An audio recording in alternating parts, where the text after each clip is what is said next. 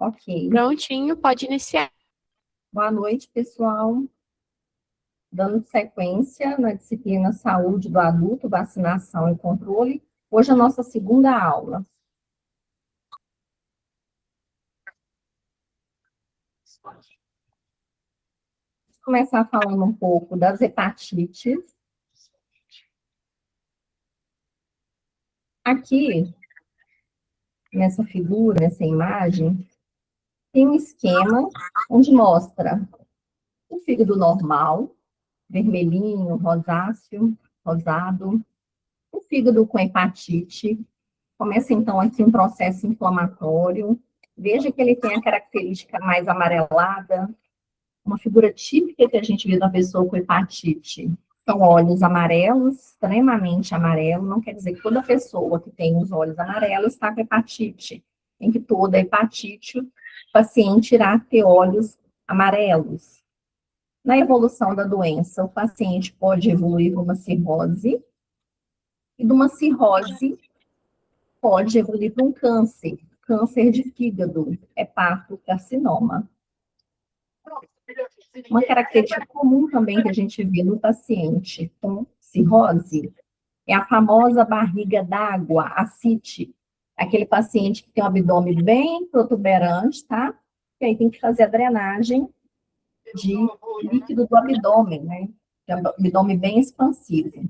A hepatite, ela é inflamação do fígado, pode ser causada por vírus, álcool, medicamentos, toxinas, ou é do próprio organismo da pessoa que ocasiona esse processo inflamatório, esse processo degenerativo. Pode ser uma doença aguda, né?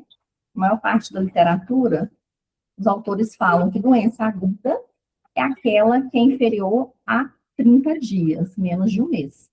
Ou ela pode passar por mais de 30 dias e se tornar uma doença crônica, uma doença que pode vir acompanhar o paciente aí pelo resto da vida.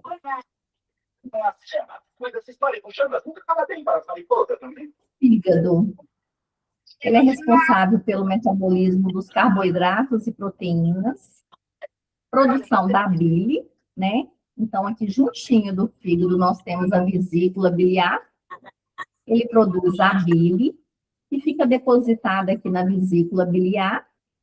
No processo digestivo, lá na parte que compete ao estômago, quando está sendo digerido o alimento ali no estômago, a vesícula biliar libera a bile para ajudar nesse processo digestivo. A pessoa que retira a vesícula, seja porque ela inflamou, excesso de pedras na vesícula, ela não vai ter esse depósito aqui, né, para armazenar. O fígado vai produzir a bile e ela vai direto para o estômago. Nós podemos viver sem a vesícula biliar perfeitamente, né? É uma cirurgia que acontece muito, a retirada da vesícula biliar, mas não podemos viver sem o fígado, tá? Ele é um órgão vital. Daí temos transplante de fígado. Se a pessoa for um paciente compatível e achar um doador compatível, ele pode estar recebendo fígado. Também armazena ferro e cobre. Ele é responsável pela ativação da vitamina D. Ele armazena glicose em forma de glicogênio. Tem função antitóxica, removendo drogas e hormônios. Armazenamento de vitaminas. Produção de elementos da coagulação, tá? Produzindo a heparina e protombina. Ele que vai manter o nosso sangue aí fluido para circular nos vasos sanguíneos. No mês de julho é comemoração, é o mês de conscientização das hepatites virais. É o chamado Julho Amarelo. Não confundam com Setembro Amarelo, que é o mês de conscientização da prevenção do suicídio, tá? Também de suma importância. O Julho Amarelo, gente, é um mês aqui onde a enfermagem, tá? O profissional de enfermagem, ele pode estar fazendo uma campanha na instituição de saúde que ele está inserido, seja no atendimento primário, marcando uma data com a comunidade, divulgando, né, o ambiente de trabalho, no hospital, alguma clínica, né, não deixar passar isso em branco. é uma oportunidade de você, profissional de enfermagem, estar se destacando de forma positiva no seu ambiente de trabalho. Os tipos de hepatite virais.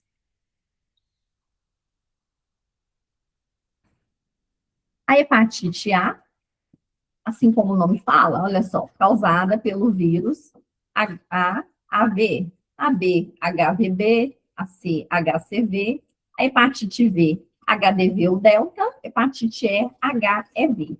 Qual é a forma de contaminação dessas hepatites virais? Como que esse vírus, a pessoa vai ter contato com esse vírus, ele vai se alojar nesse organismo e vai conseguir infectar, proliferar. Na hepatite A forma mais comum é a fecal-oral, tá? Um exemplo que eu gosto sempre de dar sobre a respeito de transmissão fecal-oral. Um exemplo, o paciente está contaminado com hepatite do tipo A, ele vai no banheiro, usa o banheiro, não lava as mãos, coloca a mão na maçaneta, abre a maçaneta. Você, profissional de saúde, vai lá nesse banheiro eliminar usar aquele banheiro ali para eliminar alguma urina do paciente, esvaziar uma bolsa. Você vai e pega na maçaneta. E você não lava a mão, tá? Isso pode ser no seu ambiente de trabalho ou na sua casa. Você não lava a mão e vai se alimentar. Quer dizer, você levou a boca, né? Ou você roeu as unhas. Aí pode acontecer a contaminação. Vai depender da carga infectante, quanto de vírus que você está recebendo e se o seu organismo vai dar conta de combater. Se ele conseguir combater essa carga viral que você está recebendo, ok, você não vai manifestar hepatite A. Se não, você se contaminou. Você tem um vírus hepatite A agora no seu organismo. Água contaminada, seja pela ingestão direta da água contaminada, ou algum alimento que foi lavado naquela água, ou um contato direto de pessoas infectadas. Quais vão ser os sintomas? Febre, mal-estar, náuseas, vômitos, dor abdominal, perda de apetite, urina escura, icterícia, os olhos e peles amarelados. Em crianças pode ser assintomático. Já na hepatite B, a transmissão pode ser sexualmente transmissível no ato sexual, devido ao contato do sangue contaminado, ou de filho para a mãe no momento do parto, né? Daí, para ocorrer o menor contato de uma mãe sabidamente positiva por hepatite B, a contaminação do bebê, aqui o obstetra provavelmente irá preferir um parto cesáreo, que aí o bebê tem menos contato com o sangue e assim diminui a chance de contaminação. Óbvio, uma mãe contaminada, ela vai ser acompanhada, né, pelo infectologista para fazer um tratamento, usar a medicação que for cabível e também esse bebê no pós-parto. Os sintomas da hepatite B: a fadiga, o cansaço, náuseas, vômitos, dor no abdômen, icterícia, pele ou olhos ou os dois amarelados e a urina escura. Na hepatite C, contato com sangue contaminado e menos frequente por via sexual ou da mãe para o filho também no momento do parto. A maioria dos infectados não apresenta sintomas no início da doença, tá? Os sintomas, quando presentes, são inespecíficos, geralmente um cansaço, uma fadiga crônica. Na hepatite D, a contaminação pelo vírus HDV ocorre apenas em pessoas já com o vírus da hepatite B. E a transmissão é idêntica à da hepatite B. Sintomas: cansaço, tontura, enjoo, febre, dor abdominal, pele e olhos amarelados, a icterícia, né?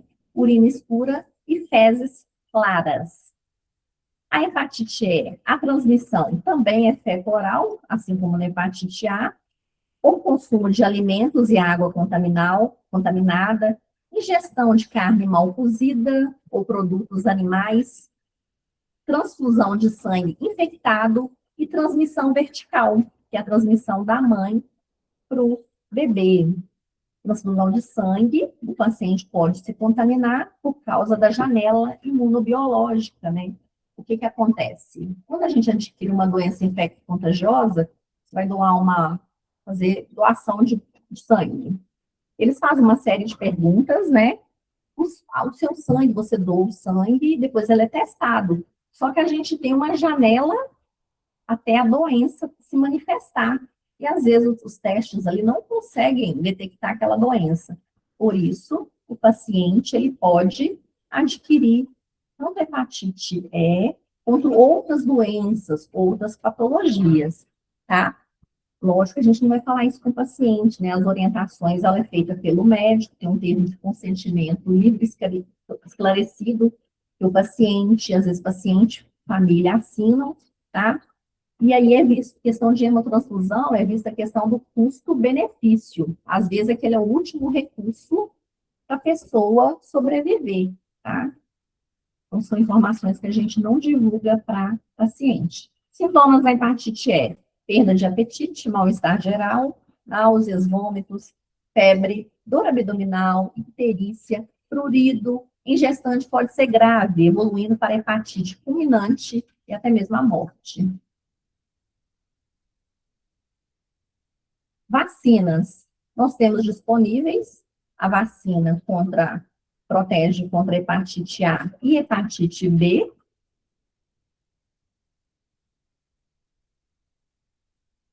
Na hepatite A, como eu havia falado, como que é a transmissão? A pessoa não lavou a mão após usar o banheiro, relação sexual desprotegida, alimento contaminado, uso de drogas ilícitas. Por quê?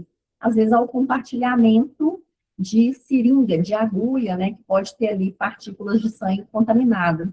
Pessoas de risco, pessoas com prática sexual oro-anal, né, se a transmissão é fecal, oral, porta de entrada, anal, ânus, fezes. Por isso pode acontecer a contaminação. Pessoas vivendo com HIV, AIDS, o portador da hepatite B e C, o fígado já está comprometido, né? Já tem um vírus ali alojado. Pessoas em situação de rua, como que a pessoa vai lavar a mão, né? Lavar um alimento, qual a água que essa pessoa utiliza. Novamente, usuários de drogas ilícitas, né? Pessoas vivendo com HIV e AIDS, porque o sistema imunológico aqui está comprometido. Então, às vezes, dependendo da carga viral que o paciente recebe, às vezes é uma carga pequena, mas que para aquele organismo que está debilitado, ele não consegue combater, tá? Os principais sintomas: náusea, vômito, febre, olhos amarelados. Como prevenir?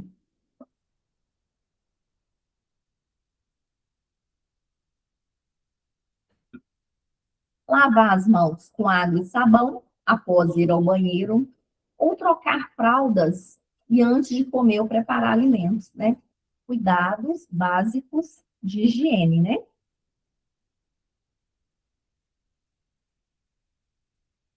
Daí nós temos a vacina, que nos protege contra a hepatite A. A vacina é inativada, né? Vírus inativado, então, portanto, não tem o risco da gente manifestar a doença ao receber a vacina. Ela é composta por antígeno do vírus da hepatite A, sal de alumínio amorfo, estabilizante, que vai variar de acordo com o fabricante, cloreto de sódio a 0,9%, o que é cloreto de sódio a 0,9%? Soro fisiológico. Pode conter traços de antibiótico, como neomicina. Objetivo do antibiótico numa vacina: evitar que ela vire meio de cultura, meio de proliferação para outros micro-organismos, tá? Fenoxietanol e formaldeído. Na rede privada, está disponível a apresentação pediátrica para uso até 15, 17 ou 19 anos de idade, vai ter variação e depender do fabricante. O esquema de doses, com intervalo de 6 meses. A Sociedade Brasileira de Pediatria e de Imunizações recomenda a aplicação rotineira aos 12 e 18 meses de idade, ou o mais cedo possível, quando a vacina não ocorreu nessa idade aqui, 12 e 18 meses. O Programa Nacional de Imunização, o PNI, ele foi alterado em 2017, A faixa etária do esquema de dose única da vacina para crianças entre 15 meses e antes de completar 5 anos de idade. A via de aplicação é a intramuscular. A hepatite B, a transmissão através do sangue, sexual ou vertical, de mãe para filho. O vírus ele fica incubado de 30 a 180 dias. A transmissão passa a ser transmitido dessa pessoa para outra de 2 a 3 semanas antes de apresentar os sintomas. As complicações, cronificação. A doença pode se tornar crônica. Lembra que eu falei lá atrás? Acompanhar o paciente pelo resto da vida.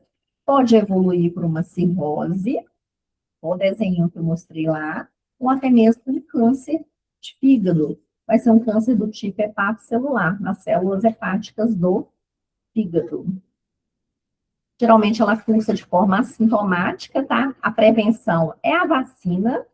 A pessoa se contaminou na fase aguda, antes de 30 dias, não existe tratamento. Vai tratar o quê? Os sintomas, né? Não tem tratamento específico.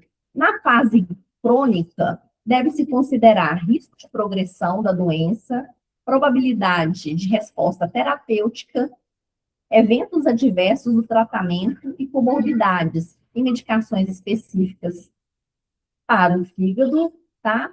Aí o médico vai avaliar o custo-benefício. Eu identifico? Como que o médico identifica, professora? Qual tipo de hepatite? Está interrogando, está desconfiado que o paciente pode ter hepatite, uma hepatite viral, paciente com a pele amarelada, olhos amarelados, barriga d'água, cirrose. Como que o médico vai descobrir? Exame sorológico, tá? Exame sanguíneo de sorologia. Olha alguns tipos disponíveis no mercado. HBsAg, anti-HBs IgM, vai ver a formativa da doença, anti-HBC total, anti-HBs, anti-HBV DNA, anti-HBeAg, anti-HBs.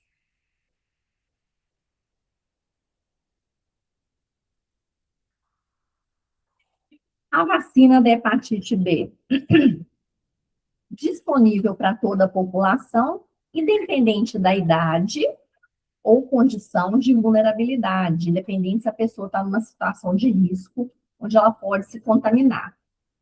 3 doses com intervalo de 30 dias entre a primeira e a segunda dose, e 6 meses entre a primeira e a terceira dose. No recém-nascido, a primeira dose ela deve ocorrer nas primeiras 24 horas de vida, na maternidade, ou na primeira visita ao serviço de saúde, até 30 dias de vida.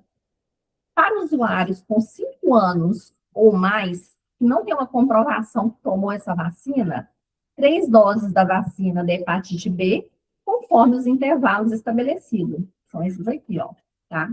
Situações especiais. Menores de 33 semanas, prematuro, né? Menores de 33 semanas de gestação ou menor de 2 quilos.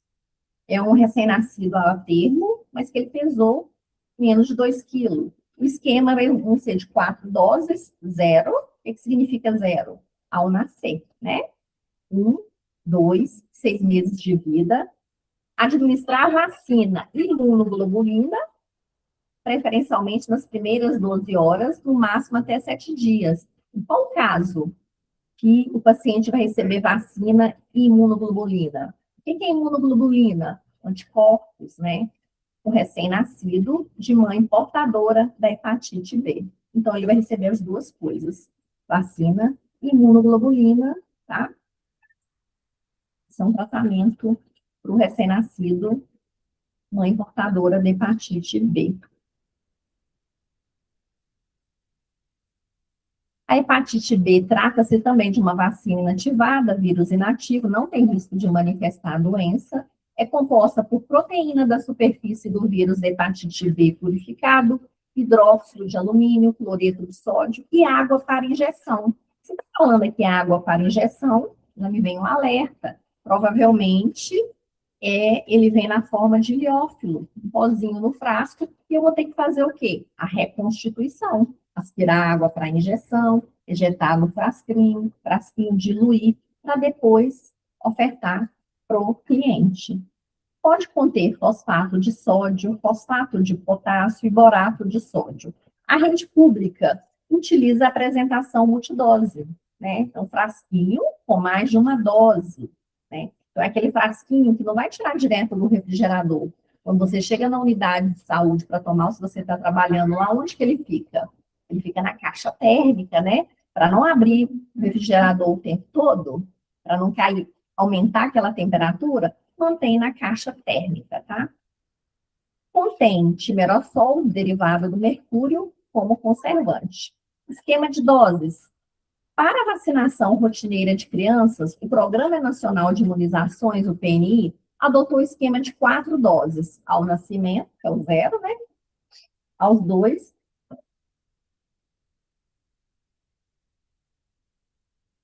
aos 2, 4, 6 meses de idade. A Sociedade Brasileira de Pediatria e a Sociedade Brasileira de Imunizações recomendam os esquemas de 4 doses, esse aqui é adotado pelo PNI, ou de 3 doses, ao nascimento, aos 2 anos e aos 6 meses de idade. Isso vai depender, né, da vacina que está disponível. Qual tipo de vacina, qual que é o fabricante.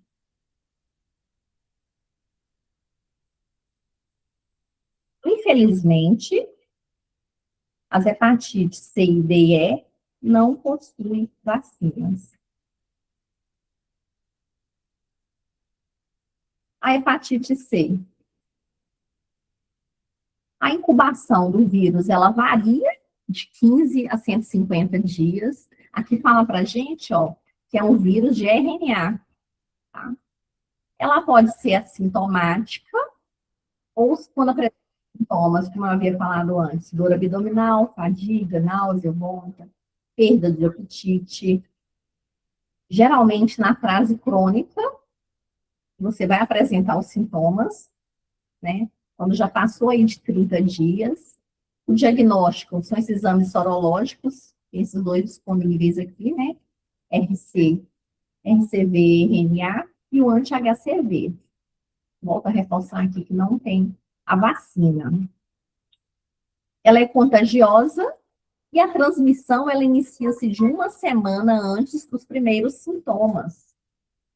Antes da pessoa apresentar que está doente, já pode transmitir para outra pessoa. 80% das pessoas infectadas evolui para a forma crônica, né?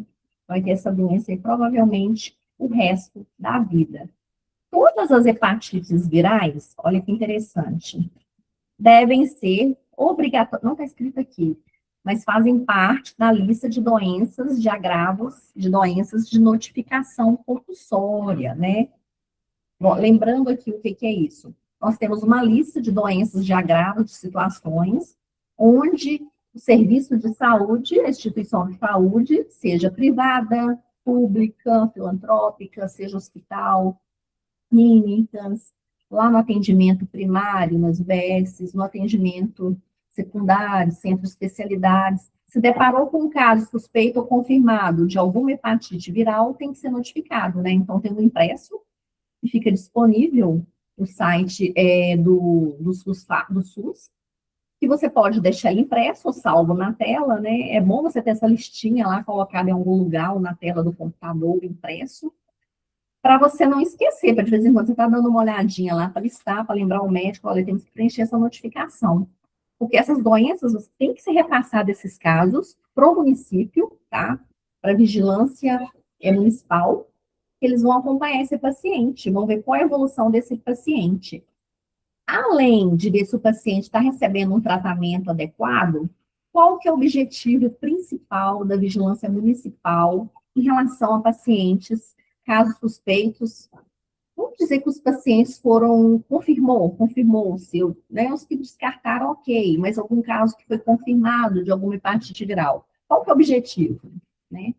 Ficar para que essa doença não se espalhe, não cause um surto na sociedade, na comunidade, né? Então, eles vão acompanhar esse paciente, eles vão fazer visita domiciliar, ver se o paciente está se tratando direitinho, né? Qual que é a rede de contato deles, e assim vai, né? O serviço municipal aí na prefeitura, tem um médico infectologista, enfermeiro, motorista, tem a rede aí que vai mudar de algum local, vai ter pequenas diferenças da composição de um município para outro, mas a grosso modo é isso.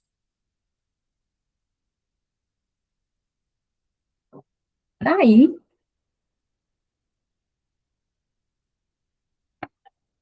a hepatite D é que também não tem a vacina, né?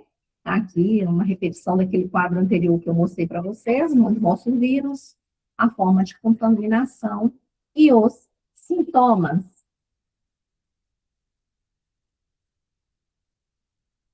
Vamos falar agora um pouco do herpes zoster. Falei com vocês na aula passada sobre a catapora. Hoje a gente vai discorrer aqui um pouquinho, vamos conversar aqui sobre o herpes zoster, né? Os antigos se chamavam de cobreiro, né? Antigamente era conhecido como cobreiro. Na verdade, pensava-se que era porque teve contato com algum animal, um animal peçonhento, lagartixa, tarira, aranha, e causava essas lesões. Mas, na verdade, o herpes zoster é a segunda manifestação da doença da catapora, né? É causado pelo mesmo vírus da catapora, o varicela zoster, e a pessoa, depois que ela tem a catapora, se ela for manifestar a doença novamente, ela não manifesta a catapora, e sim o herpes zoster.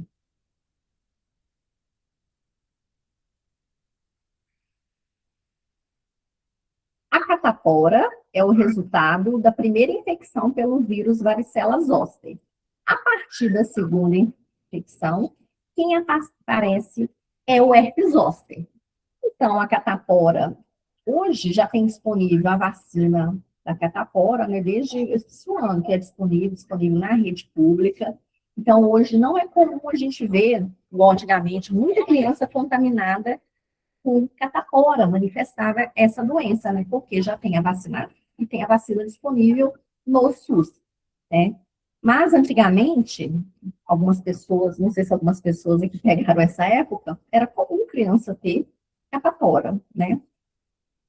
A segunda forma da catapora, se a catapora ela é de forma disseminada, né? As lesões podem, não é regra, mas elas podem estar espalhadas pelo corpo inteiro, tá? Já no herpes zoster, pega um dermato, uma região específica, ok? O vírus varicela zoster, ele fica inativo depois que a pessoa manifestou, ou até mesmo teve contato com esse vírus, ele fica inativo, e no futuro, numa fase adulta, principalmente na fase idosa das nossas vidas, ele pode manifestar a doença, o herpes zoster. Aqui, ó, nesse esqueminha aqui, ó, a pessoa, ela se contaminou com catapora, né? Passou as lesões, sararam, ok. O vírus, ele está adormecido no organismo, está inativo aqui, esperando uma oportunidade para manifestar o herpes zoster. Quais são situações em que o paciente pode vir apresentar ativação desse vírus, né? Imunidade baixa, né? A pessoa tem imunidade caiu, baixou por causa de alguma situação, alguma outra patologia, estresse, nível de estresse muito elevado. Daí, esse vírus que estava inativo, ele começa, opa, é a minha oportunidade. Ele começa a proliferar. Quando ele começa a proliferar, manifesta quem? O herpes zoster, né? A pessoa, ela trata, o médico diagnostica que tem herpes zoster, entra com antirretroviral, né? Trata os sintomas que acometem o paciente, daí veja que a carga viral diminui, né? Então, inicia-se com as lesões, um feixe, não vai estar disseminada pelo corpo todo, né? Pegando um dermato. Essas bolhazinhas, essas lesões, elas secam, começam a secar. Vira a fase de crosta, perceba que aqui, ó, à medida que o tratamento evolui, que o organismo combate a doença, olha os viruzinhos aqui, varicela zoster, eles diminuem, né? Evoluiu para a fase de crosta, essas crostas secaram, a doença desaparece. E aqui, novamente, o vírus, infelizmente, o vírus varicela zoster, ele vai ficar adormecido, esperando uma nova oportunidade de manifestar a doença, tá? Importante, nós profissionais de saúde, onde a gente estiver trabalhando, ter uma rotina de isolamento para pacientes, caso suspeito ou confirmado de doenças infecto-contagiosas. Então, esse paciente aqui, até chegar na fase de crosta, da casquinha, pode contaminar outros pacientes ou até mesmo um profissional de saúde. Então, é um paciente que vai ficar onde? No quarto de isolado, né? Aquele quarto, geralmente os hospitais eles têm apenas um leito ou dois, quarto isolado que tem antessala, né? É aquele paciente que nós, antes de prestarmos o atendimento, nós vamos colocar um capote, seja descartável, seja um que é reprocessado, vai ficar penduradinho ali para a gente usar, para proteger a nossa roupa, para quando a gente, né, faz os cuidados ali desse paciente. Vou fazer o cuidado de outro paciente, não estou levando a doença de um paciente para outro, né? Vai ter ali uma caixinha de luva, preferencialmente aparelho para ver dados vitais separado de um paciente para outro, né? Não usar mesmo termômetro, esfigmomanômetro, esteto. Na ausência, tenho que usar o mesmo? Desinfetar bem com álcool 70, né? O certo seria desinfetar com álcool 70, para cada uso de cada paciente, né? Independente se está uma rotina de isolado, se o paciente está isolado. Uma caixinha de luva, vai ter uma caixinha ali de luva, e máscara também, máscara N95, né? Uma doença que você pode pegar pelo ar, né? Ou você pode pegar também por contato. Então, você vai ter que se paramentar para prestar os cuidados nesse paciente, ok?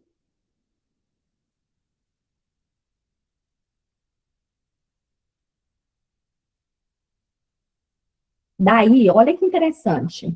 Se hoje não, já tem anos, nós temos disponível a vacina, nossas crianças já recebem a vacina na rede pública da catapora, a vacina da catapora que nós falamos na aula passada, ela não vai ter, provavelmente ela não vai ter esse vírus aqui inativo, certo? Olha que bacana. Então, provavelmente ela não vai manifestar, a chance dela manifestar o herpes zoster na fase adulta, principalmente na fase idosa, é menor, né? Como é importante essa vacina. Tá, temos disponível a vacina contra a catapora na rede pública. Se tem na rede pública, também tem na... não, essa vacina também tem na rede privada. Temos também a vacina que protege contra o herpes zoster, mas infelizmente, até o momento, creio que vai chegar um ponto que ela vai ser disponível também na rede pública, mas no momento é só na rede privada, tá?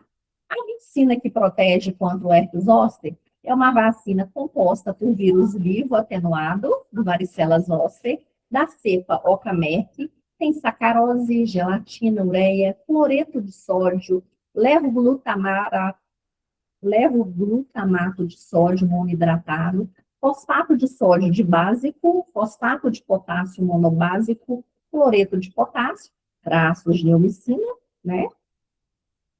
Olha o antibiótico aqui, neomicina, para não virar meio de cultura, e de soro de bezerro, e água para injeção. Se tem água para injeção, provavelmente a vacina é um liófilo, né? É em pó, vai ter que ser feito o quê? A reconstituição, vai ter que diluir.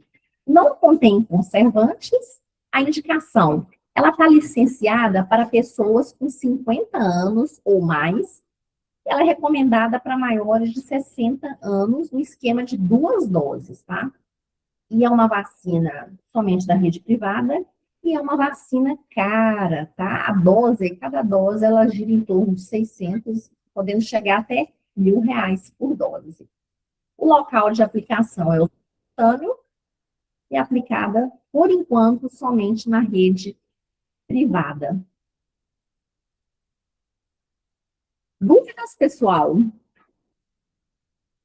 Vou compartilhar um vídeo. Deixa eu ver se eu consegui abrir. Eu estava com um probleminha na internet. Se eu conseguir abrir esse vídeo aqui.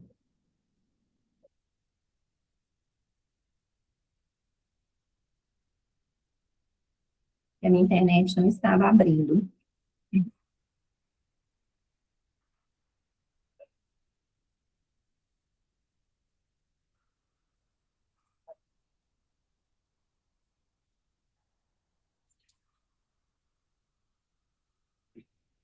Eu vou compartilhar com vocês aqui um vírus, ou um vídeo. Um vírus não vou compartilhar vírus não, Deus é pai. De 10 minutinhos sobre o herpes zoster, tá? Depois do vídeo a gente volta aqui para continuar a nossa conversa. Quem quiser perguntar alguma coisa, fazer algum comentário, tá? Estou disponível.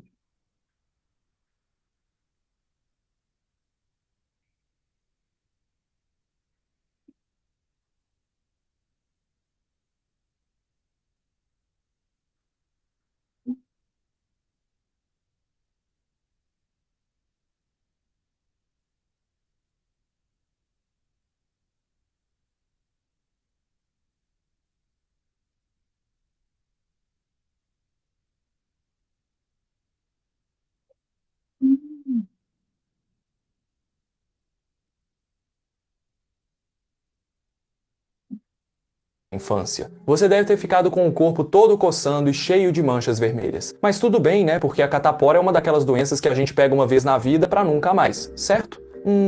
E se eu te disser que você ainda pode ter catapora sem nem saber disso? Por incrível que pareça, o vírus da catapora pode se manifestar de novo a qualquer momento, gerando sequelas perigosas como dor crônica, cegueira e até derrame. O mais preocupante disso é que essa reativação do vírus está ficando cada vez mais frequente. Com a pandemia, a gente teve um aumento de 35% nos casos aqui no Brasil. No vídeo de hoje você vai descobrir o que causa essa reativação do vírus da catapora no corpo, chamada de herpes zoster, por que isso é tão perigoso para a saúde, se você está em risco e como você pode evitar esse problema. Se você é novo por aqui, seja bem-vindo ao Olá Ciência. Aqui você tem acesso a informações realmente importantes numa linguagem simples, sempre embasada em ciência. Então não perde tempo e já se inscreve no canal para não perder os conteúdos incríveis que a gente produz por aqui. Bora descobrir os segredos que a ciência desvendou sobre a catapora, começando lá do início, quando o primeiro brasileiro pegou catapora. Alguns livros de história descrevem a chegada dos portugueses aqui no Brasil como um momento de encantamento e surpresa. Os portugueses ficaram encantados com a possibilidade de aumentar as suas riquezas. E os povos nativos, os indígenas, ficaram surpresos com tanta gente estranha e objetos que eles nunca tinham visto antes, saindo do mar assim de repente. Mas o que pouca gente sabe é que, biologicamente falando, esses primeiros contatos com os portugueses foram um verdadeiro tormento para os povos nativos. Eles passaram milênios sem ter contato com os povos de outros continentes, e de uma hora para outra foram infectados por dezenas de vírus e bactérias que os portugueses carregavam e que o organismo deles nunca tinha combatido antes. Foi no meio desse coquetel de micro-organismos que o vírus da catapora, o Varicella zoster, desembarcou no Brasil. Ele rapidamente se espalhou entre os povos nativos, usando uma estratégia infalível para começar a infecção. Tudo começou com algum português que estava doente. O vírus Varicella zoster foi liberado no ar, saindo das feridas da pele e infectou outra pessoa através da respiração. Ao passar pela garganta, o vírus faz uma coisa inesperada. Ele vai ao encontro das células de defesa que estão nas amígdalas e que ficam justamente vigiando os micro-organismos estranhos que entram no corpo pela boca ou pelo nariz. Parece uma missão suicida, mas a verdade é que essa é só a primeira etapa do plano infalível do vírus Varicella zoster: infectar as células de defesa. Sem perceber que estão infectadas, essas células de defesa saem das amígdalas, entram na corrente sanguínea e se espalham pelo corpo. O vírus literalmente pega uma carona, e com isso ele consegue chegar na parte interna da pele, onde coloca em prática a próxima etapa do seu plano. Nessa etapa, o vírus se multiplica, causando danos nas células da pele. Pequenas lesões que inflamam, gerando manchas vermelhas e protuberantes, além de muita coceira. Aos poucos, essas lesões evoluem para pequenas bolhas de secreção, cheias de vírus. Quando elas se rompem, liberam os vírus no ar. Outra pessoa não infectada pode respirar esses vírus e se contaminar, recomeçando o ciclo. Apesar de ser bem desagradável, a catapora não oferece um grande risco para a saúde da maioria das pessoas. O motivo é que, depois de alguns dias, as células de defesa retomam o controle da situação e combatem o vírus. A pessoa geralmente para de transmitir em uma semana e os sintomas se resolvem sozinhos em até 2 semanas. Depois disso, o organismo se torna imune à catapora. Pelo menos era isso que a gente aprendeu a vida toda. Há alguns anos, se uma criança estava com catapora, era até comum os pais colocarem os filhos para brincar junto com ela para pegar catapora também e assim ficar imune. Eu não faria isso, mas hoje tem gente até que não quer vacinar as crianças, né? Mas ao contrário do que pode parecer, o vírus varicela zoster não desaparece com o fim da doença. Em algum momento da infecção, enquanto o vírus se espalha pelo corpo, ele aproveita para infectar um outro tipo de célula, os neurônios ganglionares. Esses neurônios estão espalhados pelo corpo e se conectam com o cérebro passando pela coluna vertebral. Eles são a ponte que envia os comandos do cérebro para cada região do corpo, ao mesmo tempo em que recebe sinais do corpo e leva até o cérebro. Só que dessa vez, ao invés de se multiplicar e causar lesões, o vírus apenas integra o seu DNA dentro do DNA dos neurônios. Ele entra em um estado dormente no corpo. O neurônio infectado continua funcionando como se nada tivesse acontecido e o vírus pode ficar lá para sempre, sem causar problemas para a gente e sem chamar a atenção do sistema imune. Bom, é isso que deveria acontecer. A verdade é que o vírus varicela zoster pode sair desse estado dormente a qualquer momento, e as consequências disso podem ser bem piores que uma simples coceira. Quem poderia imaginar que o vírus da catapora, uma doença tão comum, poderia gerar outras consequências no futuro, não é mesmo? Se você não sabia dessa possibilidade, então esse vídeo já merece o seu like. Mas o que acontece de fato quando o vírus da catapora é reativado? Como a catapora é uma doença altamente contagiosa, a maioria das pessoas se infecta durante a infância. Independente de você ter tido os sintomas da catapora ou não, se você teve algum contato com alguém doente, você provavelmente se infectou e carrega o vírus no corpo. Esse é o caso de mais de 90% da população. Mas, contrariando o que a gente ouve falar por aí, a imunidade que o seu organismo desenvolveu contra o vírus lá na infância não te protege 100%. O vírus varicela zoster fica só aguardando o momento exato em que as suas células de defesa vão baixar a guarda. Nessa hora, ele sai do esconderijo e volta a se multiplicar. Nessa fase, você pode ter dor de cabeça, mal-estar e sentir coceira ou formigamento na pele. Depois de alguns dias, aparecem lesões bem parecidas com a da catapora. Manchas vermelhas e protuberantes que se transformam em bolhas cheias de secreção. E atenção!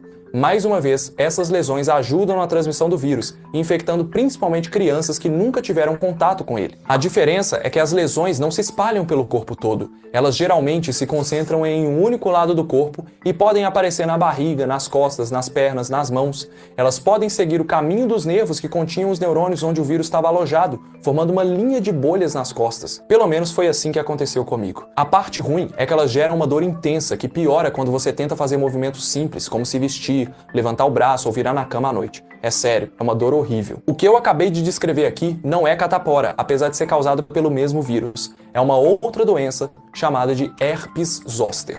Mas eu tenho quase certeza que você deve conhecer essa doença como cobreiro. Me conta aqui embaixo qual desses dois nomes é mais familiar para você. Como o cobreiro geralmente aparece de repente, sem nenhum motivo, muita gente acha que ele é causado pelo contato com animais como lagartixas, calangos, aranhas ou cobras. Mas os coitados dos bichos não tem nada a ver com essa história. Até que eles podem carregar inúmeras bactérias e vírus causadores de doenças. Então é importante sempre você lavar as mãos caso você tenha encostado em algum desses animais. Mas eles não são os vilões no caso do cobreiro ou herpes zoster. A causa desse problema é a reativação do vírus da catapora. E o grande problema disso são as complicações que ela pode causar a longo prazo. A dor intensa que surge junto com as lesões da pele podem durar aí de 3 semanas a 6 meses, o que foi o meu caso ali mais ou menos 1 mês. E mesmo depois da recuperação, a dor pode voltar de tempos em tempos durante vários anos. Em casos mais raros, a herpes zoster causa outras sequelas, como fraqueza nos braços ou nas pernas e perda da visão. O vírus também pode infectar outras regiões do corpo, como os vasos sanguíneos e do cérebro, por exemplo, e causar uma inflamação que leva até ao derrame. Um estudo mostrou que até 1 ano depois que o vírus foi reativado, o risco de derrame aumenta em 30%. Isso é bem preocupante, porque a princípio todo mundo que carrega o vírus pode passar por isso. Mas existem alguns fatores e situações específicas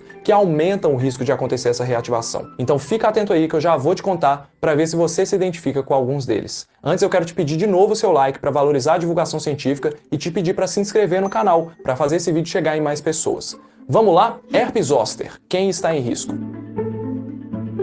O principal fator de risco para herpes zoster é o envelhecimento. À medida que a gente envelhece, o nosso sistema imune fica menos eficiente em detectar e combater os vírus e bactérias que invadem o nosso corpo o tempo todo. Isso deixa as pessoas acima dos 50 anos mais vulneráveis também ao vírus varicela zoster, que já está no organismo. Mas além da idade, existem algumas situações ou doenças que podem causar uma queda da imunidade, aumentando o risco de herpes zoster. As principais são infecção pelo vírus HIV, câncer, transplante de órgãos, uso de medicamentos imunossupressores, doenças genéticas que afetam o sistema imune e estresse extremo. Cuidado, galera, porque esse último parece ter contribuído bastante para essa doença aparecer durante a pandemia. Um estudo brasileiro mostrou que nós tivemos mais de 8 mil casos de herpes zoster aqui no Brasil em 2020, um número 35% maior que a média de casos de 2017 a 2019. A pandemia não foi fácil para ninguém. E mesmo antes dela, os casos de herpes zoster já vinham aumentando no mundo todo, talvez por causa do nosso estilo de vida acelerado. Cada vez mais jovens estão desenvolvendo herpes zoster, uma doença que normalmente afeta idosos. Eu, por exemplo, tive herpes zoster com 23 anos, em um momento de muita sobrecarga e estresse na minha vida. E olha,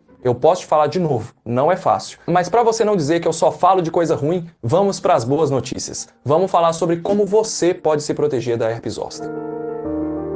Para começar, a herpes zoster tem tratamento. São usados remédios antivirais e pomadas para tratar lesões e a dor. E quanto antes o tratamento começar, maiores são as chances de evitar as sequelas que eu falei aqui. E hoje já tem vacina. A partir de 2013, a vacina da catapora passou a ser aplicada de graça pelo SUS em crianças a partir de 15 meses, como eu contei nesse vídeo aqui, onde eu listei todas as vacinas infantis. Ela foi desenvolvida para evitar os sintomas e possíveis complicações da catapora, que são mais frequentes nos bebês. Mas até o momento, os estudos mostram que ela também pode diminuir o risco de herpes zoster quando aplicada na infância. E isso já é uma notícia excelente. E além da vacina infantil, nós também temos a vacina contra herpes zoster. Ela é indicada para todos a partir dos 60 anos, mas pode ser aplicada a partir de 50 anos de acordo com recomendação médica. A vacina é indicada inclusive para quem já teve a doença, para evitar que ela apareça de novo. E o mais incrível é que a vacina também ajuda a melhorar a dor crônica causada pelo vírus. Infelizmente, a vacina para os idosos ainda não está disponível para todo mundo no SUS, então ela é aplicada só na rede privada. Para saber mais sobre como você pode tomar, converse com seu médico. E para você que ainda não tem 50 anos, mas também quer se proteger da herpes zoster, a dica que eu dou é: cuide do seu corpo. Eu sei que muitas vezes não dá para evitar situações estressantes, mas tenta tornar essas situações a exceção, não a regra da sua vida. Não faça como eu e trabalhe em 1000 coisas ao mesmo tempo. Eu tenho certeza que foi sobrecarga de trabalho que me fez ter herpes zoster aos 23 anos. E você pode fazer a sua parte, mantendo hábitos saudáveis e, claro, sem ignorar a sua saúde mental. Para saber como fazer isso, assiste esse vídeo aqui, onde eu falo dos sinais do estresse crônico que você precisa ficar atento.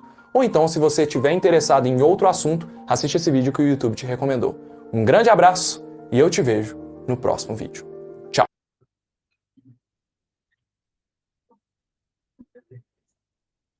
Ok, pessoal?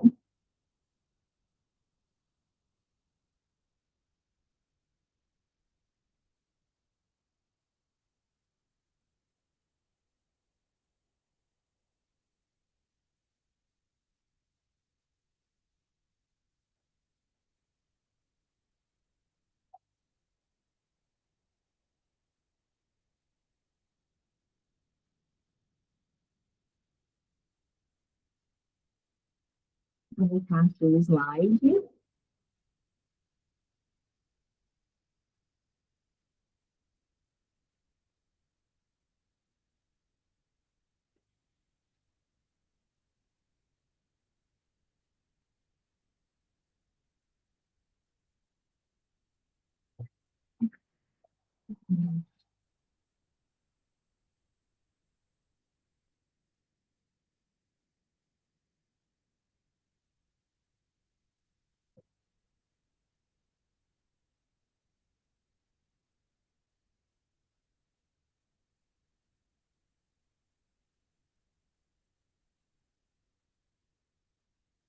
Vocês estão vendo o vídeo? Os slides?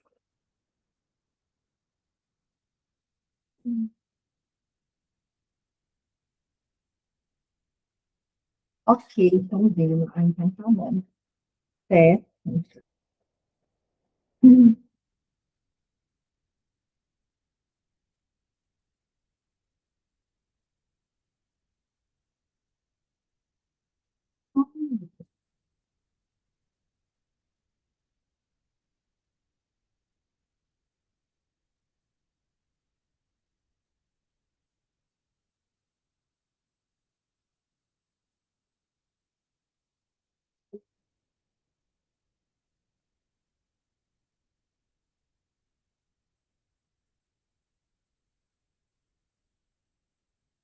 Vamos lá.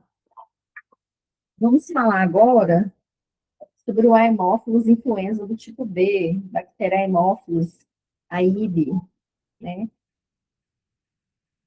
Uma bactéria que pode causar graves complicações, como a meningite, pneumonia e edema de glote. As crianças, elas têm maiores chances de contrair a bactéria que está presente na saliva, secreções nasais da pessoa infectada. Pode causar meningite. Aqui a gente tem a calota craniana, né? Abrir o crânio, uma peça aqui anatômica. Então, aqui está o cérebro. A meninge é a membrana que reveste o cérebro. Então, meningite, inflamação da meninge, né? Então, aí ele pode causar a meningite. Pode causar pneumonia, inflamação dos pulmões. Pode causar o edema de glote, né? Fechamento da glote. Então, você vê que a glote, né, onde tem a passagem de ar, a nossa garganta, laringe, traqueia, faz parte do nosso sistema respiratório. Ela normal vai ter a cor rosácea, tá? Ela, com edema, vai estar mais hiperemiada, mais avermelhada, inchada. Veja que o lumen aqui da glote normal, ele é maior do que uma glote com edema. Qual é a grande complicação, o grande problema que pode ocasionar aqui? Né? Ela pode fechar, né? O edema de glote pode ser que 100%, e aí não tem a passagem de ar. Nós, profissionais de enfermagem, tá? Vamos estar lá principalmente pronto atendimento, temos que ter o nosso carrinho de urgência e emergência ali, ok, saída de oxigênio, tá? Cânula de Guedel, as medicações aí, vasodilatadoras, os antistamínicos, tá? Porque é um paciente de urgência e emergência, é um paciente que vai chegar com falta de ar, provavelmente sinalizando, né? No primeiro momento pode achar que é uma obstrução por corpo estranho, né? É um paciente que vai ser atendido na sala de emergência. Então, você precisa que o seu carrinho de atendimento de urgência e emergência esteja ok. Oxigênio, cânula de Guedel, né, que é uma cânula rígida que passa aqui na garganta. Então, aqui, ó, vai manter esse lume aberto. Né? Ela vai poder dar o edema que for, que não vai ter uma passagem de oxigênio, certo? Então, está atento, gente. Pegar plantão de pronto atendimento, tem verificar como que estão os artigos ali que você precisa para atendimento de urgência e emergência, certo? Nós temos a vacina contra o hemófilos influenza, uma vacina de vírus inativo, né? Volto a dizer, não tem a possibilidade de causar a doença pela vacina, composta do pó liofilizado, então vai ter que ser feito o quê? A reconstituição, porque a água para injeção vai ter que ser diluído, tá? Pó liofilizado com polissacarídeo da cápsula da bactéria Haemophilus influenza tipo B, conjugado com toxoide tetânico, lactose, cloreto de sódio. As apresentações multidoses contêm o fenol. Na vacina disponível na rede pública, há também o timerassol, que é um derivado do mercúrio. A indicação: crianças a partir de 2 meses até 5 anos de idade, crianças com mais de 5 anos, adolescentes e adultos com condições médicas que aumentam o risco, tá? Por IB, condições especiais, condições médicas especiais. Onde que essa criança vai receber esse medicamento? No CRI, Centro de Medicamentos Especiais, vai ser feito vai ser feito um pedido do município no CRI, quando o município não tem essa vacina disponível para esse caso, e vai vir para o município, para a unidade básica, para essa criança receber. Paciente com ausência do baço ou disfunção nesse órgão, né? O baço é um órgão que faz parte do nosso sistema imunológico, nosso sistema de defesa contra as doenças, tá? Antes ou após transplante de órgão, medula óssea, após quimioterapia, entre outras. Por quê? Pacientes transplantados, pacientes oncológicos, eles recebem imunossupressores, né? Recebem medicação para diminuir ali a imunidade, para o organismo não rejeitar aquele órgão que está recebendo, né? Então, o paciente fica mais susceptível a apresentar doenças. Então, essa categoria de paciente também vai receber a vacina hemófilos influenza do tipo B. O esquema de doses. O PNI, Programa Nacional de Imunização, recomenda e disponibiliza a vacina de 3 doses, aos 2, 4 e 6 meses de idade. A Sociedade Brasileira de Pediatria e a de Imunizações, ela recomenda a 4ª dose entre 12 e 18 meses, em especial em crianças vacinadas com DTPA. Crianças com mais de 5 anos, adolescentes e adultos não vacinados e com doenças que aumentem o risco da doença, 2 doses, com intervalo de 2 meses entre cada aplicação. A via de aplicação vai ser subcutânea ou intramuscular, nunca pelas vias intravascular ou intradérmica.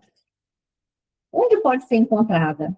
A vacina IB faz parte da rotina de vacinação infantil, composta, ela vai estar na PENTA, nos postos de saúde. Na rede privada, né, a particular, vai estar junto na vacina PENTA, na Hexa, ou de forma isolada. Os centros, os CRIs, os Centros de Referência de Imunobiológicos Especiais, para aquelas pessoas lá que eu falei com vocês, que têm doenças, complicações específicas, tá? Vai estar disponível para essas pessoas nesses centros.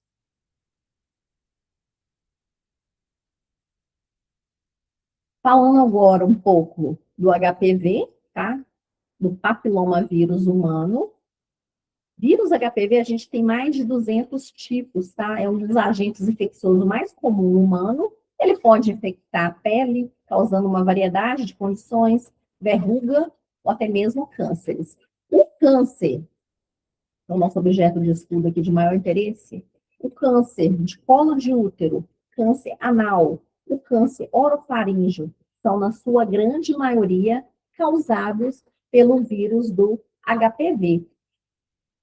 Daí nós temos a vacina HPV-2, tem indicação para meninas e mulheres a partir de 9 anos de idade, ou mais precocemente possível. Ela vai prevenir infecções persistentes e lesões pré-cancerígenas, causadas pelos tipos do HPV 16 e 18.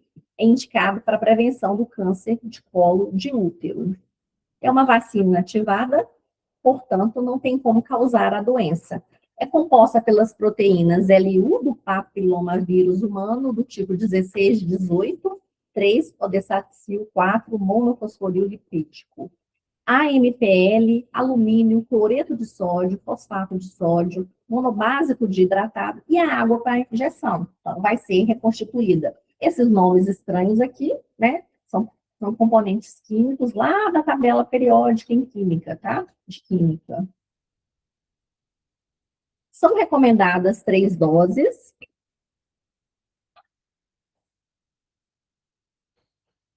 A segunda, 1 mês após a primeira, e a terceira, 6 meses após a primeira dose. Via de aplicação intramuscular. Essa aqui, ela só pode ser encontrada na clínica privada, para meninas e mulheres de 9 anos de idade. No SUS, na rede pública, nós vamos ter, graças a Deus, né, a vacina HPV-4. Ela vai estar contemplada aí no programa do PNI, no Programa Nacional de Imunizações, disponibilizado para meninas de 9 a 14 anos de idade, meninas de 15 anos que já tenham tomado uma dose, meninos de 11 a 14 anos, pessoas que convivem, portadoras, né, que têm a doença, o HIV/AIDS, entre tem que estar na faixa etária de 9 a 26 anos, os transplantados de 9 a 26 anos, pacientes oncológicos em tratamento com quimioterapia e radioterapia, 9 a 26 anos também. Tudo relacionado aqui ao sistema imune, né, que pode estar deficitário, para proteger essa pessoa aqui, esse paciente. A Sociedade Brasileira de Pediatria e a de Imunizações e a Federação Brasileira das Associações de Ginecologia e Obstetrícia recomenda a vacinação de meninas e mulheres de 9 a 45 anos de idade e meninos jovens de 9 a 26, né? Elas recomendam uma faixa etária maior do que está contemplado aí no nosso programa de vacinação. Homens e mulheres em idade fora da faixa de licenciamento também podem ser beneficiados com a vacinação, de acordo com o critério médico, né? Se o médico achar que, porventura, essa pessoa precisa ser contemplada aí na rede pública. O esquema de doses, a vacinação deve iniciar a partir de 9 anos de idade, ou o mais cedo possível. O esquema padrão de 3 doses para todas as idades, a segunda dose, 2 meses após a primeira, e a terceira, 6 meses após a primeira. Nos postos de saúde, a vacina está disponível em 2 doses para meninas de 9 a 13 anos. A segunda, 6 meses após a primeira. Este esquema é válido exclusivo para menores de 14 anos. Também na rede pública, meninas e mulheres portadoras de HIV com idade de 9 a 26 anos podem ser vacinadas nos postos de saúde ou nos CRIAs, Centro de Referências para Imunobiológicos Especiais, com esquema de 3 doses, a segunda 2 meses após a primeira e a terceira 6 meses após a primeira dose, via de aplicação intramuscular. Vamos falar agora um pouco da raiva. É uma doença grave causada por um vírus que pode matar. Sintomas: a prevenção e tratamento, ela pode ser prevenida com cuidados imediatos. A prevenção é a vacinação de animais, né? A gente tem campanha de vacinação, vacina antirrábica, e pessoas que estão na área de risco. A pessoa foi exposta, nós vamos estar discorrendo mais sobre o tema, ela tem que tomar a vacina e o medicamento o mais rápido possível, tá? O fator tempo aqui, ele é primordial. A raiva, por que é primordial? Tem que ser rápido o atendimento. Porque ela é incurável após o início dos sintomas. O diagnóstico são exames laboratoriais, que devem ser feitos antes da confirmação. A transmissão dessa doença é pela saliva de animais infectados, cães, gatos, morcego, principalmente por mordida. Pode acontecer também no caso de arranhões e lambedura, tá? Os sintomas, eles podem aparecer de 1 a 3 meses após a infecção. Na fase inicial vai ser uma febre, dor de cabeça, fraqueza. Já na fase avançada, ansiedade, confusão, alucinações, espasmos, paralisia e coma.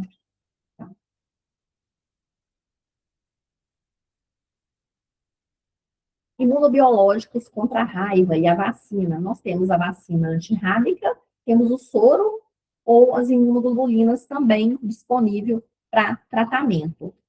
Composição da vacina da raiva. O vírus inativo, produzido em culturas de células. A indicação vai ser na profilaxia, na prevenção, na pré-exposição para algumas situações e profissionais no esquema de pós-exposição.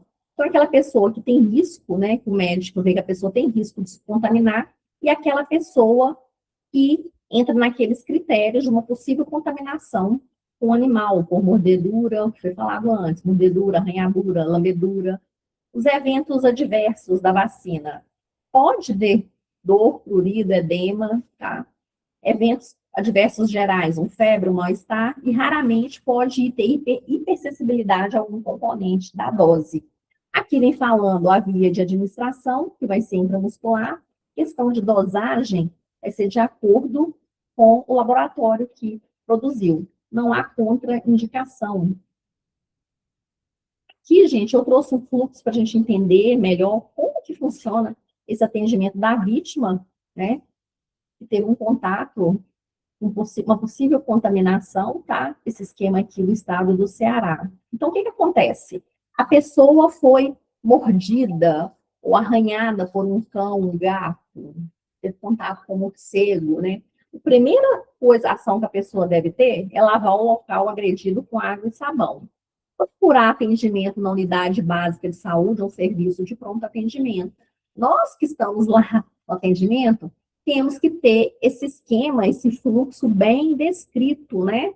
Porque para quando chegar, ainda mais que não é uma coisa geralmente corriqueira, você saber o passo a passo, né? Eu não tenho disponível vacina antirrábica, não tem imunoglobulina, não tem soro, o que que eu faço? Quem que eu contacto? Quem que é o infectologista? Para quem eu contra-referencio esse paciente? Onde que o meu médico pode entrar em contato para trocar uma ideia do caso? Tá? Tem que ser tudo muito rápido. Então, você tem que ter esse fluxo bem descrito. Unidade de saúde vai notificar, é claro, né? Entra na listagem de doenças de agravo de notificação compulsória, tá? Observar o animal, o cão e o gato, né? Quando for possível, né? Faz parte do protocolo. Iniciar o esquema de vacinação 4 doses, vamos ver quais os casos. Encaminhar a unidade hospitalar de referência para aplicação do soro antirrábico, né? Soro antirrábico ou imunoglobulina, tá? O profissional de saúde avalia caso a caso, obedecendo as normas técnicas mais recentes do Ministério da Saúde, tá? Vai ver questão da lesão, o animal agressor, né? Esse animal tem como ser feita a observação da evolução dele nos próximos dias? É um cão desconhecido? Eu não consigo acompanhar, ele me mordeu, ó, foi na rua, né? O peso do paciente, para fazer o cálculo da medicação, e qual vai ser a melhor conduta na prevenção da raiva, para que esse paciente não manifeste a doença, tá? Aqui, o xizinho, esse esquema aqui do estado do Ceará, vai indicar o quê? Não precisa fazer a profilaxia, não precisa fazer vacina, não precisa entrar com soro ou imunoglobulina, não preciso nesse primeiro momento. A vacina, representada aqui por essa seringa, soro e imunoglobulina, pelo saquinho aqui, pelo frasquinho de soro. O que é considerado um contato indireto? Um contato que, talvez, no primeiro momento, não vai ser indicada a profilaxia. Contato em pele sem lesões. Então, né, o gato me deu uma lambida, lambeu, foi me morder, mas não abriu, puxei o braço, ele só bocanhou, mas não atravessou a pele com os dentes, tá? Não teve lesão, né? Já um contato leve vai ser uma lambedura, uma lesão já pré-existente, um ferimento, tá?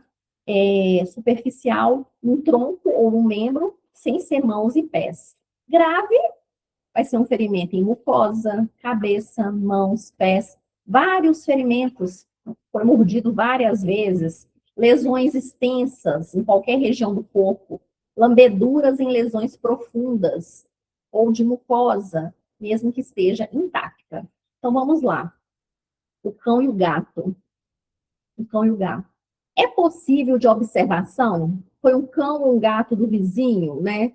Ele está lá, tem como ser observado nos próximos 10 dias, né? Ou não é possível de observação? Foi na rua, não tem como, né? Foi um contato indireto? Se foi um contato indireto, né? Um contato com pele sem lesão, não é indicado a profilaxia nesse primeiro momento. Se o animal, ele morreu, meu Deus, o cachorro da vizinha, ele morreu, ou apresentou alguns sintomas de raiva, é indicado o quê? A vacina. Grave, o animal ele morre ou apresenta sinais de raiva, são indicados a vacina e o soro ou imunoglobulina, tá? Não é possível de observação, né? Se o contato é indireto, não precisa fazer a profilaxia, o contato é leve, faz a vacina, o contato, ele morreu, o contato é considerado grave, vacina e imunoglobulina. Mamíferos, tive contato, ingeri carne contaminada, depois saiu uma reportagem que a carne do lote tal estava contaminada. O contato, eu tive apenas contato com aquele alimento, eu não ingeri, não precisa ser feito ou indicada profilaxia. O animal que eu tive contato, ele morreu, a vacina, e assim por diante, olha. Se for um caso grave, vacina, imunoglobulina. Animais silvestres, contato indireto, não tem indicação. Se leve animais silvestres, vacina, soro ou imunoglobulina. Caso grave, mesma coisa. Vacina, soro ou imunoglobulina. Imunoglobulina, o que é? São anticorpos, né, derivado de humano, o soro. A gente está falando de soro aqui, não é aquele frasco de soro cloreto de sódio, certo, pessoas? O soro aqui são anticorpos produzidos em animais, certo? Morcego, independente se o contato é indireto, se é um caso leve ou grave, olha aqui, em todos, vai ter a vacinação, o tratamento com soro ou imunoglobulina, ok? Vamos falar agora um pouco de doenças do sistema cardiovascular. As doenças cardiovasculares é um termo genérico que designa todas as alterações patológicas, doenças que afetam o nosso coração, pode afetar o nosso coração e os nossos vasos sanguíneos. Quais são as afecções mais comuns do sistema cardíaco? Cardiopatia reumática é a complicação cardíaca mais grave da febre reumática. Isso é devido a lesões das válvulas do coração, como a mitral e a aórtica, associada à infecção por streptococcus, geralmente na faringe, né? Então, o streptococcus está ali, a pessoa está com uma faringite, tem pessoas que têm uma propensão a esse streptococcus migrar para o coração. Esse tipo de infecção é muito comum, mas a doença apenas se dá em indivíduos predispostos para tal complicação. Em geral, acomete crianças a partir de 3 anos de idade, sendo mais frequente na faixa etária de 7 a 14 anos. A cardiopatia reumática pode levar a lesões, qualquer parte do coração, no entanto, é mais sério quando é nas válvulas, principalmente mitral, aórtica e no pericárdio. Daí, olha aqui, uma autópsia do coração comprometido por febre reumática. Ele fala o seguinte: há um espessamento da válvula mitral e aqui há uma hipertrofia do miocárdio no ventrículo esquerdo. Aumento, né? Hipertrofia, aumento de músculo, né? Igual na academia. A gente faz exercícios para hipertrofia do músculo, aumento da musculatura. No miocárdio, músculo cardíaco, houve uma hipertrofia desse músculo. Olha como a válvula, o miocárdio aqui no ventrículo esquerdo, ele está mais espessado, maior do que o direito, né? É uma alteração aí que pode ocorrer. Já a aterosclerose, que é outra doença cardíaca que pode acontecer, ela é decorrente do aparecimento nas paredes da artéria de depósitos de gordura, contendo principalmente o LDL, que é um colesterol ruim, mas também pequenas quantidades de fosfolipídios e gorduras neutras, placas de ateroma. O LDL, esse colesterol ruim, ele se acumula no interior da parede do vaso, onde ele se oxida, sofre outras alterações, ali vai ter uma resposta inflamatória por um processo inflamatório. Gradualmente, pode ter a fibrose, o enrijecimento desses tecidos, dessa parede, desse vaso sanguíneo. Frequentemente, pode ter a combinação do cálcio dos líquidos orgânicos com a gordura, daí pode formar compostos sólidos de cálcio e pode desenvolver placas duras, semelhante a ossos. Dessa forma, no estágio inicial da aterosclerose, aparece apenas depósitos gordurosos nas paredes do vaso. Mas já nos estágios terminais da doença, pode se tornar extremamente fibrótico e contraído, ou seja, duro, né, enrijecido, ou mesmo de consistência óssea dura, caracterizando uma condição chamada de arteriosclerose ou endurecimento das artérias. Daqui, nessa imagem, mostra o lúmen dentro de um vaso sanguíneo, né? Então, você tem aqui suas células vermelhas circulando, né? Os monócitos, olha, outras células circulando na corrente sanguínea. Daí a gente comeu muita batata frita, brincadeira. Uma ingestão grande de gordura, né? E aqui a gente tem, ó, moléculas de gordura circulando junto com essas células aqui dentro desse vaso, do lume do vaso, né? As células de defesa, né, ela tenta fagocitar, tenta eliminar essas moléculas de gordura, mas ela não consegue. Aqui acontece um processo inflamatório, né? um processo, olha os depósitos de células com placas de gordura. Elas começam a se depositar, né? Começa a enrijecer a parede aqui desse vaso, e aí o lume desse vaso sanguíneo, ele se torna menor, porque vai acontecendo os depósitos de placa de gordura. Aqui, você vê uma artéria saudável, né? Então, o fluxo sanguíneo aqui, opa, beleza, vai correr normalmente, né? E uma artéria começando a ser obstruída com placa de gordura, né?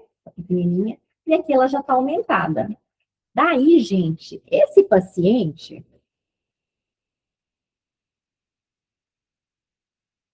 vai fazer o acompanhamento com o cardiologista, que vai acompanhar a evolução dessa placa de gordura, né?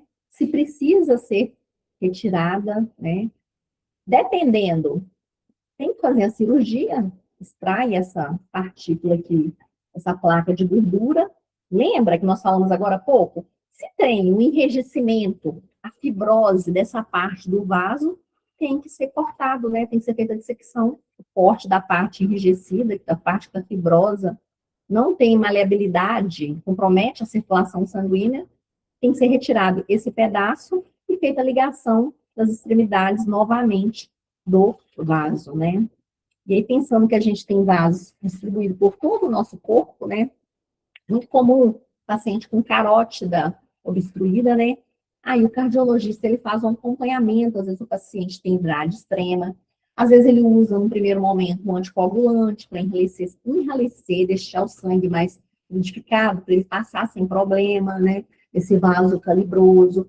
Recomenda uma dieta com menor quantidade de gordura, uma atividade física, e aí o médico vai vendo qual a melhor conduta, né? Se essa conduta vai surtir efeito. Aneurismas. O aneurisma é a dilatação de um determinado segmento do sistema circulatório. Existem vários tipos diferentes de aneurismas.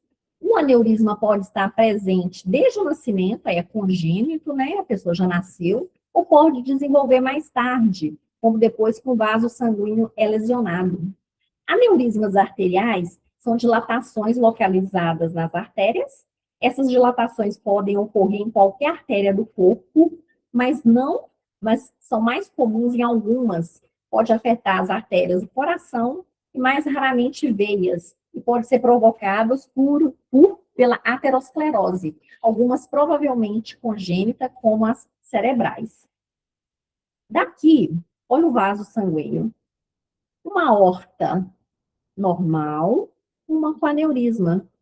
Tem várias dilatações, né? Aqui, um aneurisma do tipo sacular, um saquinho, um fusiforme, né? Mais de uma forma, ele pega os dois lados aqui desse vaso calibroso, um pseudoaneurisma. Aí há um comprometimento da circulação sanguínea. O grande problema desse aneurisma, né? Dessa evaginação, esse tecido aqui dessa parede que ficou protuberante, dele se romper, certo? E dependendo, mais complicado ainda, dependendo do local onde ele está localizado, né? Aneurisma na área, no cérebro, por exemplo, né? Pode trazer grandes complicações ou até mesmo o paciente evoluir ao óbito. Então, é algo aí que, né, dependendo do caso, avaliando-se o custo-benefício, tem que ser feita a cirurgia, tem que ser feito acompanhamento no primeiro momento. Arteriosclerose e varizes. A arteriosclerose é um processo de espessamento e endurecimento das paredes das artérias, tirando assim a elasticidade. E a gente precisa, né, das artérias, dos nossos vasos, elástico. Por quê? Eles têm que fazer ali o bombeamento, a circulação do sangue, né? Para onde vai ter a circulação ali do sangue para levar oxigênio nos tecidos, nos órgãos vitais. Decorre de proliferação conjuntiva, em substituição às fibras elásticas, pode surgir como consequência da arteriosclerose, que já está no estágio terminal.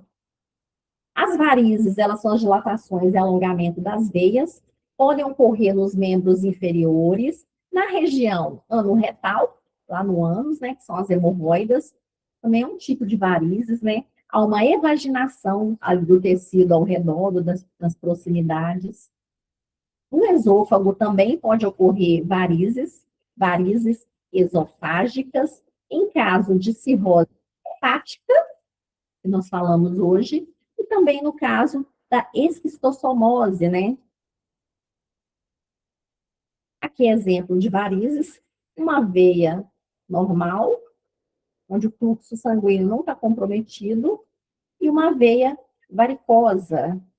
Então, como que vai ser a circulação sanguínea no caso dessas veias que estão comprometidas? Há uma circulação sanguínea nessa veia, aqui nesse vaso, que está comprometido, e tem que é uma veia varicosa, no caso. Olha o lume de uma veia varicosa, como ela é toda irregular, né? Como que o sangue vai fluir aqui plenamente? Será que a quantidade de oxigênio que está chegando aqui nos membros inferiores está sendo suficiente? Como que tá esses membros inferiores? Como que tá os pés desse paciente? Outra doença, acidente vascular cerebral. Nós temos o AVC, também é chamado de acidente vascular encefálico, o AVE, que resulta da restrição de irrigação sanguínea do cérebro, causado por lesão celular e danos nas funções neurológicas. Ele pode ser o hemorrágico, né? Quando o aneurisma, aquela dilatação lá que eu mostrei anteriormente para você, ela se rompe, né? Ou no caso uma artéria, em caso de hipertensão, né? A pressão está sendo maior do que ela suporta. Pode ter um sangramento ali no local. Outros fatores complicadores, tais como o aumento da pressão intracraniana, edema, inchaço cerebral, entre outros, levando a sinais nem sempre focais. Em torno de 20% dos acidentes vasculares cerebrais são hemorrágicos, né? Então, não é a maioria que se torna hemorrágico. Não é na maioria que o vaso se rompe. Já no acidente vascular isquêmico, há um entupimento de alguma artéria, algum trombo. Sabe aquele trombo de gordura, algum trombo de sangue, algum êmbolo de sangue? Ele entope aquela artéria, né? Interfere nas funções neurológicas, dependente daquela região afetada, produzindo uma sintomatologia ou um déficit característico. Em torno de 80% dos acidentes vasculares, eles são isquêmicos. Então, 80% vai faltar a oxigenação, 20% vai ter o rompimento desse vaso e vai ter o derramamento de sangue ali naquele local do cérebro. O isquêmico. Aqui, ó, nessa imagem, está mostrando o quê? Um coágulo bloqueando o fluxo sanguíneo, a chegada de sangue nesse local. Se não chega sangue nessa parte do cérebro, consequentemente, não chega oxigênio, AVC isquêmico. Já no AVC hemorrágico, o sangramento ele pode ser dentro do cérebro ou ele pode extravasar e ficar ao redor do cérebro, entre o cérebro e a calota craniana, né? Então, aqui houve um rompimento do vaso, de uma veia aqui, de um aneurisma, um possível aneurisma, e ocorreu o AVC hemorrágico, derramamento de sangue. A hipertensão arterial. O termo hipertensão significa pressão arterial alta. A hipertensão pode romper vasos sanguíneos cerebrais, causando acidente vascular cerebral ou derrame, renais, causando insuficiência renal ou de outros órgãos vitais. Pode causar cegueira, surdez, etc. Pode também determinar uma sobrecarga excessiva sobre o coração, causando sua falência. O aumento da pressão arterial lesa as artérias por induzir alterações conhecidas como arteriosclerose, que corresponde ao estreitamento das arteríolas e pequenas artérias. Então, na hipertensão, gente, arterial, os coração, para ele fazer o bombeamento, ele vai ter que fazer uma pressão muito maior do que comumente ele faz, ele faria de rotina. Por isso, quando a gente afere a pressão arterial do paciente, a pressão está alta, é um sinal preocupante, né? Você está fora do padrão do paciente, da faixa etária dele. Por quê? O coração está fazendo uma força maior, né? Pode ter outras complicações sérias ali se essa pressão não for controlada.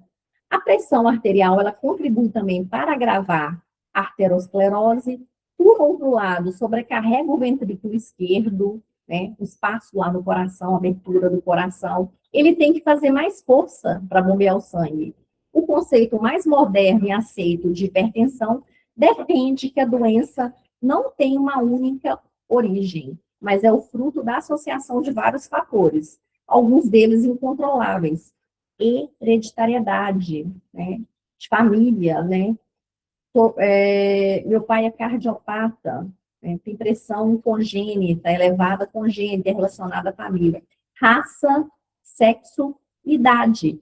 As causas se combinam, exercendo a ação recíproca e sinérgica, né? Então, é uma combinação de fatores que leva a aumento da pressão, hipertensão arterial. Genéticas, fatores genéticos.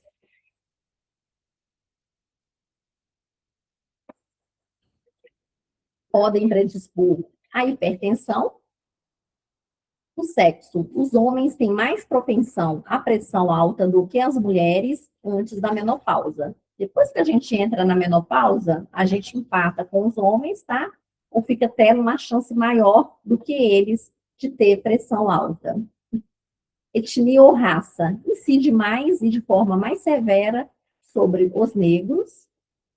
Relacionado à idade, a maioria dos estudos mostram que a hipertensão afeta 50% da população com idade acima de 60 anos. Isso depende do grupo étnico, né, a raça e do sexo. O mais comum nesses casos é a elevação da pressão máxima, sem que ocorra um aumento da mínima, que é decorrente do enrijecimento das artérias. Muito comum, né, a hipertensão arterial, é uma doença que é muito comum a gente ver em pessoas idosas. Fatores que predispõem à hipertensão. A idade aumenta, a gente envelhece, risco maior. Obesidade, aumento de peso, uso de cigarro, uso descontrolado de bebidas alcoólicas, aumento da ingestão de sal, questão hereditária, né? Aquilo que eu herdo dos meus pais, dos meus familiares, falta de prática de atividade física, a raça negra mais propensa, ingestão de alimentos rico em gordura, tá? Se o alimento é rico de gordura, eu posso ter placa de gordura. Se eu posso ter placa de gordura, o meu coração vai ter que fazer mais força para bombear, para que o sangue passe naquele vaso que está acometido, que está com lume menor, ou que pode estar, além de estar com lume menor, com uma placa de gordura, pode estar mais fibroso, mais enrijecido, ele não vai conseguir naquela área ali fazer a força. Então, é tudo interligado. Pacientes portadores de diabetes têm 2 vezes maior chance de desenvolver hipertensão e o estresse, tá? Nosso estresse do dia a dia pode aumentar a nossa pressão arterial. Pessoal, dúvidas? Alguém gostaria de comentar alguma coisa, alguma dúvida? Vou encerrar a nossa aula aqui, esse slide. Nós vamos dar continuidade na próxima aula, tá? Obrigada pela presença de vocês, obrigada a todos que vieram aqui, tá? Participar da aula, assistir a aula. Espero vocês na próxima aula. Um abraço.